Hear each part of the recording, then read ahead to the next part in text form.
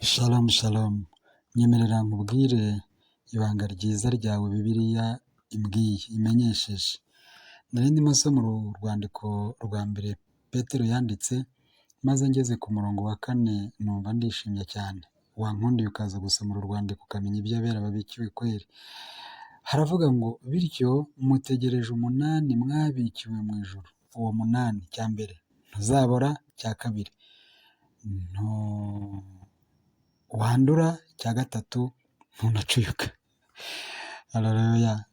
Ni ukuvuga ntubora uretse no kubora, ntiwandura uretse no kwandura, ntunacuyuka. Ibi bintu uko ari bitatu by'umunani Imana ikubikiye, ndabinezerewe. Imana imbikiye, ndabinezerewe cyane.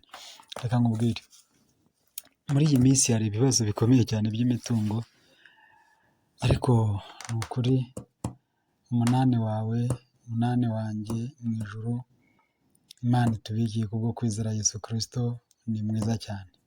Cya mbere ntubora, ntusenyuka, ntiwibwa. Cya kabiri ntiwandura, none uretse no kwandura ntunacuka. Hari igihe ugura akenda keza keza cyane, ariko nyuma y'igihe gito cyane ugasanga karacuye kabaye ukuntu. Ariko iby'Imana ibiki abera bayo, amaso atarabona, amatwi atarumva, ibyo ikubikiye inshuti y'Imana ni byiza.